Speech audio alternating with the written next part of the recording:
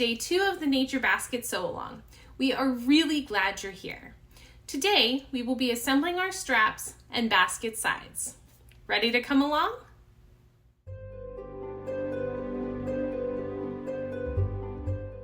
After yesterday, you should have your straps, lining, and batting cut out. If you chose to optionally prepare your interfaced pieces with me, then you'll have those ready as well. Now, we get to start the actual sewing. I'll start with a reassurance. No special machinery or hard to find equipment is necessary for a successful nature basket. You can complete this project completely on a very standard domestic sewing machine. Mine is over 40 years old and can make them just fine. First thing, you will want to equip your machine with a new heavy-duty or jeans needle. Some spots during the construction can get quite thick, and this will assure your success in getting through them. Then, you want to go ahead and wind off a couple of bobbins in your matching thread. Much better to have them ready now than to have to stop mid-project. Bobbin color does matter here. Since you'll be sewing your quilting lines from the inside, essentially, it is the bobbin color which will show on the outside. I've got 2 different colors because I am making my hood a different color than my basket. You may choose to make it match your fabric or contrast for a different look.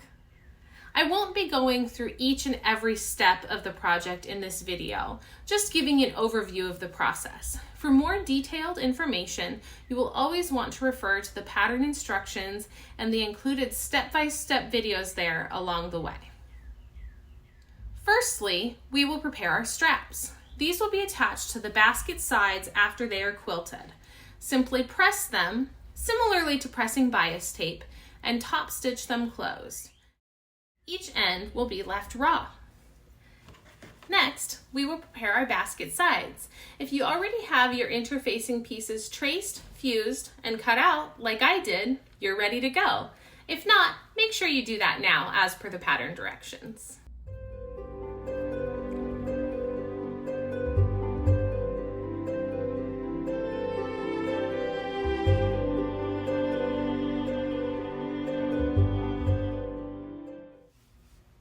We will start by layering an interfaced exterior piece, batting, and quilting template layer together. You can secure these together with pins, pegs, or basting spray, whatever you have on hand. Then quilt the detail lines and outer edges with a straight stitch on your machine. The pattern includes some great tips on making sure your quilting looks neat, tidy, and beautiful.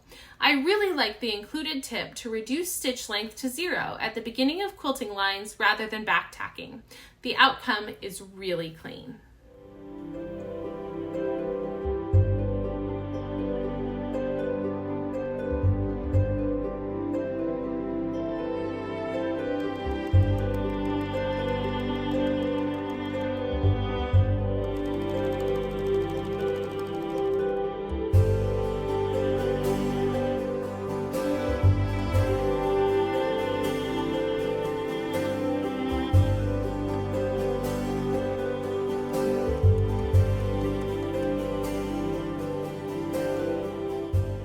Repeat for the other side and for the basket base.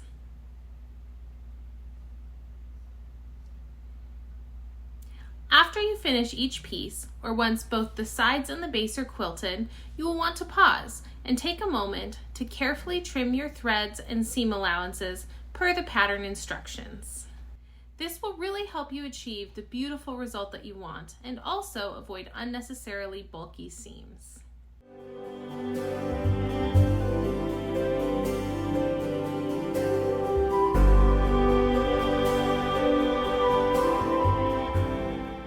Next, we will be transferring the marks for the straps onto the exterior of our side basket piece and attaching the straps.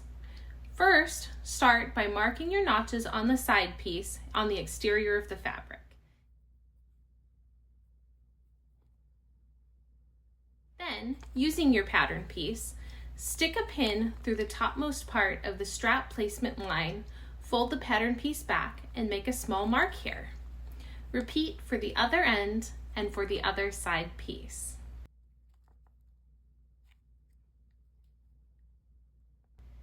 Then simply line your strap up with the notches and marks and top stitch to your side piece. Easy!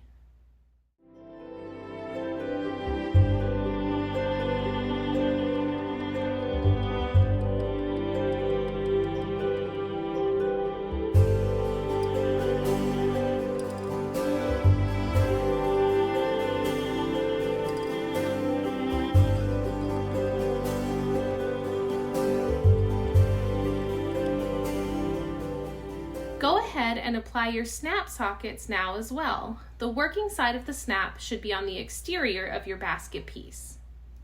And that, my friends, is the end of day 2. Isn't it like magic watching the quilting start to add some personality to your basket? I think it might be my favorite part. Come back tomorrow for day 3. We look forward to seeing you.